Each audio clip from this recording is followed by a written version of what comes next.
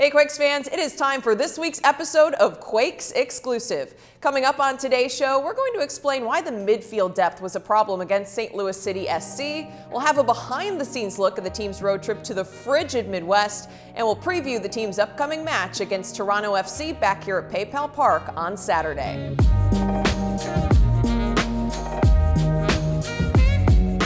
Welcome into Studio 74 at PayPal Park, alongside the former Earthquakes midfielder Chris Dangerfield and World Cup reporter Carlos Yustis. I'm Kylen Mills. A tough loss on the road for the San Jose Earthquakes. They fall 3-0 to St. Louis City SC in the frigid Midwest. Carlos, what was the biggest story of the game for you? I think the biggest story of the game was definitely the depth of the squad coming into the game. Not necessarily because the team doesn't have it, but the injuries have unfortunately come for the San Jose Earthquakes really early this season in key positions too. And you saw it in the game. Once Carlos Grueso goes down with a hamstring injury, it just proved too much against a team that is very physical, that comes at you, that wins every 50-50 ball. And especially when they have such a packed stadium and they have their people rallying behind them, that gives that extra hump. And when you have a player like Grueso out, that's one of the key points to your game, it just proved to be too much, and unfortunately they took the win.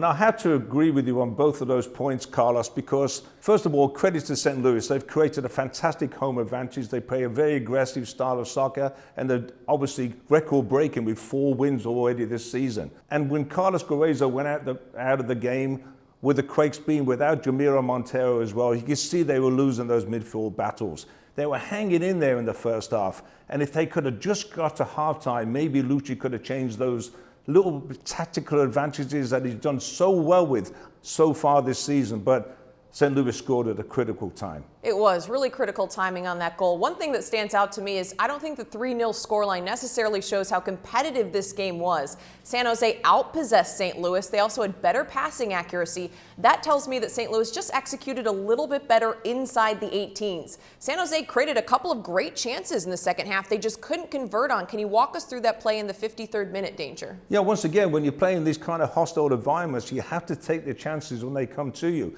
The Quakes did that at Atlanta, and they scored a really good goal, assist by Espinosa and the goal by Abobasi. The chances in the second half, after Lucia made those adjustments, you can see once again, Chris Espinosa has been fantastic. He's the consistent creator on that right-hand side. He puts a wonderful cross in that just evades Jeremy Abobasi, and the sliding Kay Cow gets a foot on it. I think Kay's got to put that one in the back of the net. It's a really good opportunity to get back into the game at 2-1. Espinosa, just after that, with another chance created by him on the right-hand side. This time he cuts it back to Kay Cow. Kay gets it on target. It's a really good save by Berkey, and the rebound comes out to Benji Kukanovic.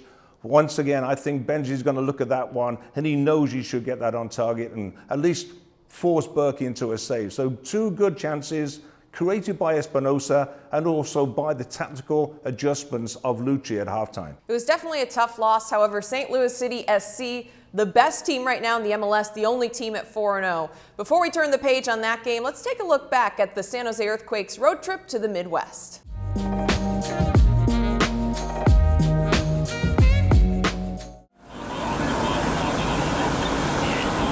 Oh, there is a gas station. Good call, Rick. Just getting on a plane.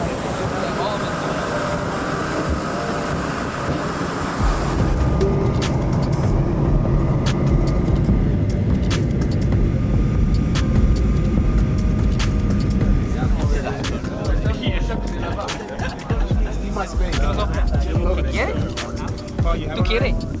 Porque lo tiene. No lo tiene acá. Sí, porque si tú me dices en San Jose, about communication, bro. Let's go.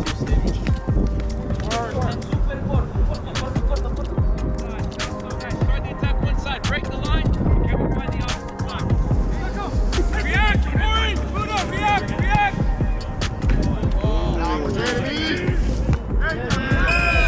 Watch out, baby. Let's go. Let's do it, bro. Let's do it. Great, Jack. Orange, you guys great. What's up, sir? Okay, boys, start. Okay, City Stadium, New stadium, good environment. We embraced good environment. The weather, going to be cold. It'll probably be colder than that with wind chill. Shane is there now at the stadium. Says the wind, you don't really feel the wind much on the field. We'll feel that out. We'll get there, we'll adapt, we'll take it in. Nothing that's new for us, okay? Intensity is the starting point. One of our most important values in our style of play. We're going to have a lot of duels today. 1-on-1 battles, 2-on-2 battles, 3-on-3 battles. Let's win more battles tonight. Let's do this, boys. Come on.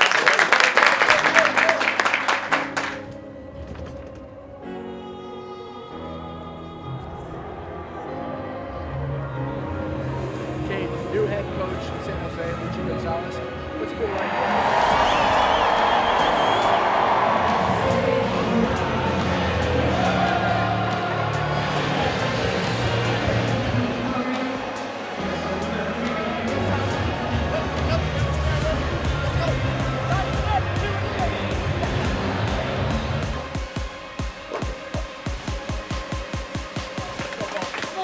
Hey, strong mentality and bravery. Let's go. Quakes on 3. 1, 2, 3. Let's go, fellas. Let's go.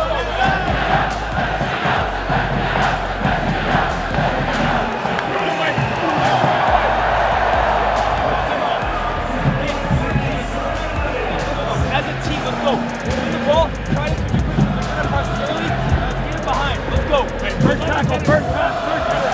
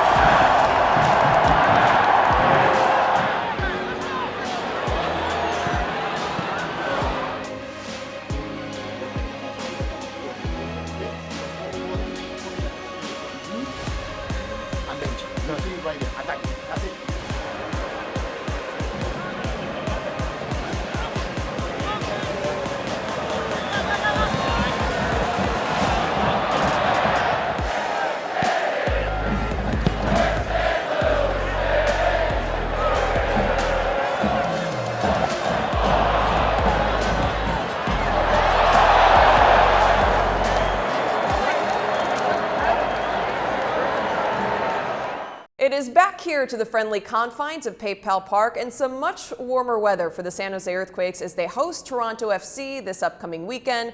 Toronto, a team coming in with a lot of confidence after earning their first victory of the season, taking down Inter Miami. Carlos, what stands out to you about Toronto FC? Well, the fact that they come, as you mentioned, after their first win of the season, it's a team that has some imbalances and has focused a lot on their defensive side of the ball because they can attack very well. We know that with the players they had. So that's why they brought Matt Hedges and Sean Johnson, the goalkeeper and the center back, to kind of solidify that part of the defense because they're so offensive-minded that they leave a lot of gaps. So by having those two, they've been able to limit the amount of goals that they pour in. They did it very well in the past couple of games, and I think that's what you got to focus on when you know what Toronto's improving coming into the season. And it's a team that has invested heavily on its two Italian superstar designated players. Federico Benedeschi is a wonderful player they acquired from Juventus. He gets a free role in the team, Carlos, and he's also extremely effective on set pieces. He was responsible with 2 assists for both goals against Miami in the last game they played on Saturday. And they also have their other designated player, Lorenzo Insigne, who fortunately for the Earthquakes, unfortunately for Toronto FC, will not be available. 2 fantastic players and great additions to Major League Soccer. You mentioned Insigne being out with that groin injury. He's not the only player who will be missing for Toronto FC or the San Jose Earthquakes. Coming up this week, the international window opens up, meaning teams across the MLS will be without some key pieces as those players go on to represent their countries temporarily. Now, who exactly is going to be missing for Toronto FC, Carlos? Well, they have 4 players called up to the Canadian national team. I mean, to me, the most important ones being Larea and Jonathan Osorio. They're very important in the attack. Osorio getting involved usually in the middle. But the fact that you have all those key players out, it is an advantage. However, as it happens, the Quakes are also short-handed when you look at that because they're going to have some players going international duty too. I mean, Jamiro Montero and Miguel Trauco specifically going to their national teams. Plus, you got to add the injuries that they already have. So the advantage that you can prepare the game, but you got to take advantage of the fact that they're missing basically half the squad. So the question when it comes up for the Earthquakes is how are they going to address that midfield area? Because we talk about Toronto, they'll also be missing Osorio and Kay in that midfield area. But the Quakes, as we talked about, have had several injuries in there. You know, will Judson be available to play some part in that area as well? But certainly Luchi Gonzalez, without Guezo, without Montero being missing also, that's going to be difficult for him to adjust things. And he's got a full week of practice to try and sort that out, but somebody in this squad, we talk about the depth, has got to step up. You mentioned the depth going to be a key piece. Now to wrap up today's show, let's talk about one key to victory for the San Jose Earthquakes against Toronto FC. I'm going to toss it right back to you, Danger, put you on the spot. What's one key for the San Jose Earthquakes on Saturday? It has to be to take those chances, especially those being created by Christian Espinosa, and he's been doing it in every game. And it's not just down to Jeremy Ebobisse for me as well. There's other players that need to get on the score sheets and get on the end of those crosses that are coming in from Espinosa. I mean, you also got to look at the defensive side of things, right? When you think that even in this game, you're going to have already absences because of what you're missing. You're going to have somebody different at left back. You're going to have somebody different at defensive midfielder. You have to be cohesive. You have to be organized because, as I said, Toronto's a team that can attack you very well. Great point about defensive organization, Carlos. We'll wrap up with my key to the game for the San Jose Earthquakes is going to be winning 50-50 balls in the midfield. In order to control the tempo of the game, you have to control the middle of the pitch. San Jose is going to have someone step up, win those challenges, and be really strong on the ball in order to take down Toronto FC. That game's coming up on Saturday right here at PayPal Park, 7:30 kickoff between your San Jose Earthquakes and Toronto. If you can't be at the game, be sure to watch it right here on Apple TV's MLS Season Pass. That'll do it for us here from Quakes Exclusive. We appreciate you hanging out with us, and we'll see you next week.